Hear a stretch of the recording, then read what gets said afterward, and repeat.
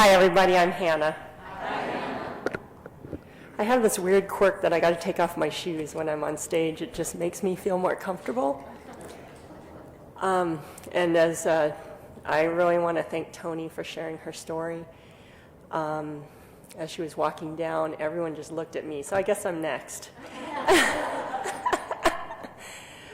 I want to start off by telling you about 3 years into the program, I went to a meeting out of state, and I was visiting my brother on the East Coast, and I said, I found an Al-Anon meeting right by your house. Would you like to come with me? And he said, sure. Now, he doesn't go to Al-Anon, but he agreed to come. And this is both of our first times walking into this room. And we walked in to this Al-Anon meeting, and this lady freaked out and jumped up and said, oh my gosh, in all my years of Al-Anon, I've never seen Asian people at an Al-Anon meeting. And she just went on and she said, when I think of Asian people, I think of tea and meditation. And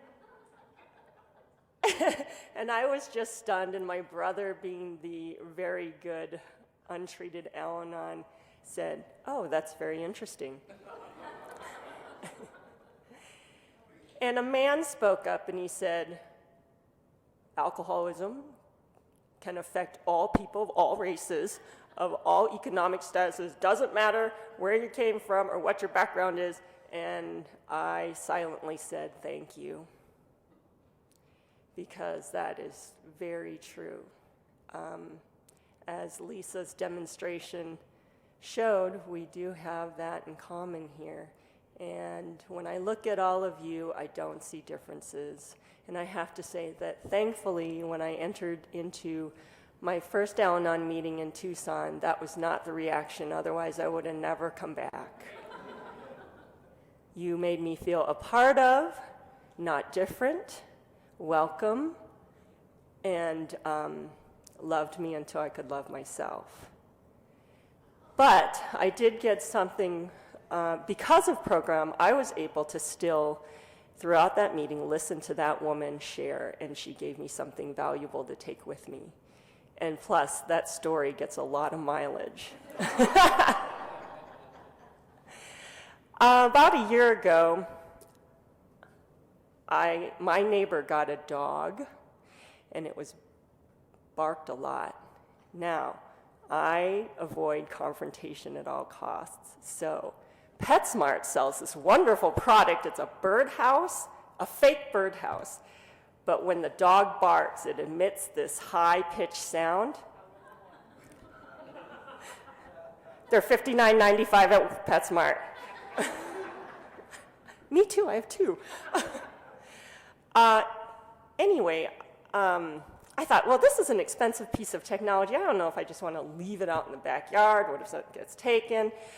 And I thought, well, you know, the dog's not barking. Maybe it stopped, you know. But 3 in the morning, dog's barking. And I'm like, all right, I'm going to try my birdhouse out. So I get out there in my pajamas in the backyard. Now, we have a brick wall fence, so I put the birdhouse on a pole, and I'm waving it at the dog, hoping it'll work.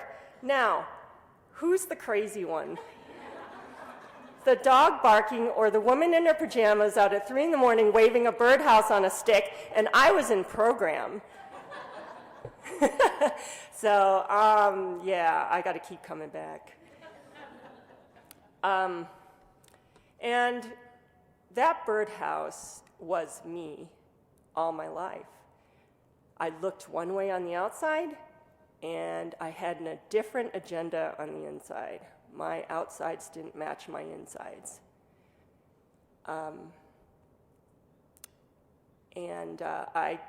Just to give you a little bit of background, my parents are immigrants from Hong Kong, probably.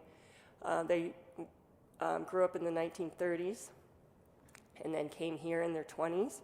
I was born and raised in Minnesota.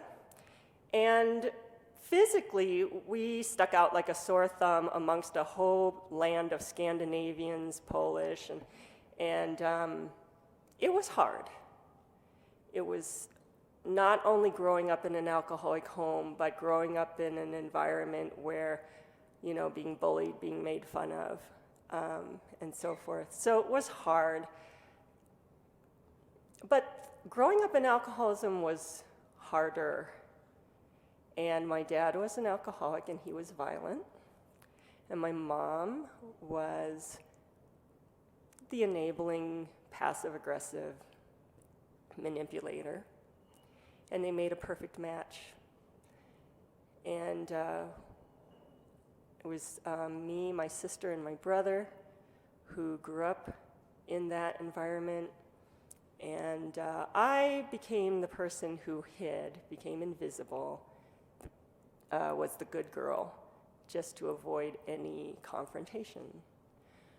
My sister grew up to be the rebel, the one who went out and vandalized the neighborhood, shoplifted, got arrested, smoked, and then she did commit suicide at the age of 16 to escape our home. And I have no judgment towards that, because to ask a teenager to suffer through what we did, I don't know if I could do that. And I respect that.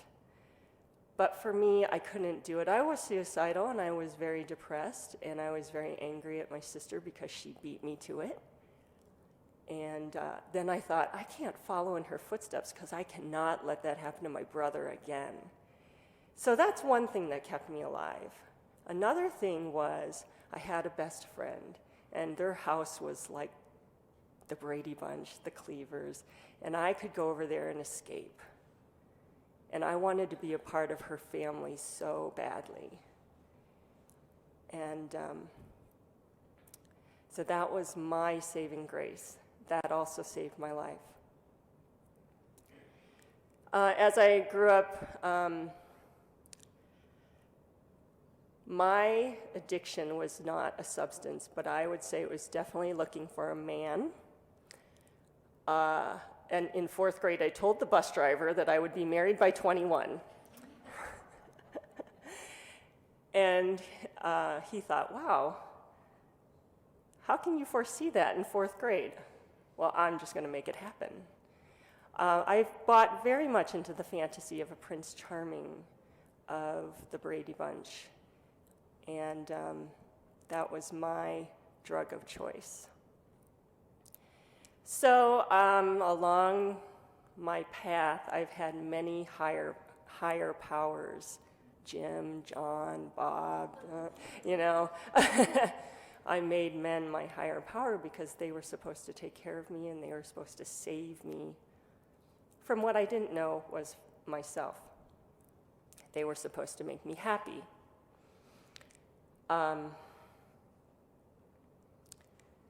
After many, many relationships failing, I will share one story.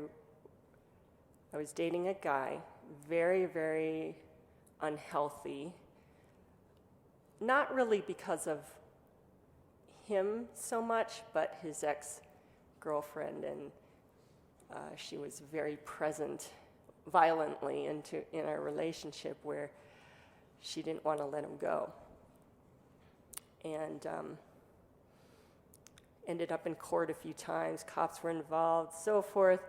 And finally, when that was all over, he got his truck repossessed.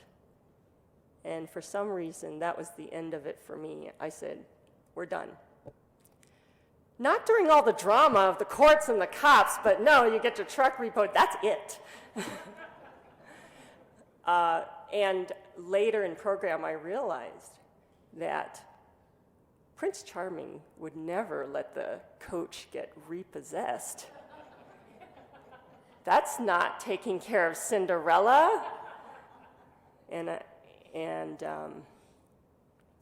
again, that fantasy. So, moving along, many higher powers later, I finally find the one. First of all, I was in Al-Anon for a couple years. And then I found the one. And then I said, I don't need Al-Anon anymore. So I left. And it turned out to be my bottom. And I thought, well, why is that my bottom? I've always been through a lot of breakups. So another breakup, you just get over it. But this was the straw that broke the camel's back. It was not just that breakup, but it was everything from the past that came pouring through. It was like the dam breaking. And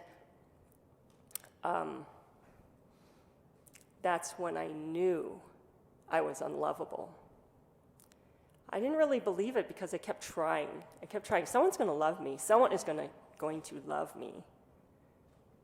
And I thought I finally found the one. And when you make men your higher power and they reject you, that's it. There's no more to live for. And so that was my bottom. I found an old phone list from the first time I was in Al-Anon and called someone that I hardly knew and was in desperation because I wanted to end my life. And this woman said to me, "Are you suicidal?" And I said, "Yes." And I called 2 other people that night. I came back to Al-Anon on my knees, totally desperate. And I came ready to work the program this time. Not just go to meetings, but work the program. And thank God I did, because my life is so different now. And to accept powerlessness, I've heard people say, "I wish you the gift of desperation." And I understand what that means now, because I am glad for that experience. I don't want to go through it again, but I'm glad for the experience that it made me desperate enough to get into the program. So step 1, I was finally completely powerless. Step 2, I had a hard time finding a higher power. I couldn't figure out if I had a male higher power or should I have a female higher power. And, I hated men. So I'm not going to have a male higher power, but I hated women more. So so my sponsor really helped me through. Let's start with qualities, and I had to begin with my dog, because my dog was male, and he was loving and supportive, and, he was a beautiful soul, and I could start there. Let's start with the qualities of my dog for a higher power. And it evolved, and what I like to say about higher power of my understanding is that it's like the Build-A-Bear workshop, so you can make your own bear, pick his own clothes, pick out the nose and the ears or whatever. So, with a higher power of my understanding, I got to make that happen. And the difference is that I have a relationship. And that's different than knowing about your higher power. I mean, I used to go to church and do all the things you're supposed to do, the little rituals, but having a relationship, a personal relationship, is different. Then when I could find a higher power of my understanding and have trust, then I was able to turn it over. And step 3, turn my life and my will over to the care of God as I understand Him. And then step 4, when I first saw the Blueprint for Progress, Al-Anon's 4th step book, I bought it and did it myself, and turned out horribly, because my best thinking got me here. My best thinking totally screwed up my step 4. And I needed a sponsor. I needed a sponsor to help me through, like a coach that's been there before me. So with a sponsor, I completed step 4. Right now I'm on step 6 with her, becoming ready to have God remove my shortcomings. And I've heard in this program the answers in the steps. And I stay close to the program. I work the program today. My life is different today because I do that. And you guys are my family. You're my Brady Bunch today. And when I look out there, I really don't see differences. And I love you all. I thank you for letting me share today. Thank you.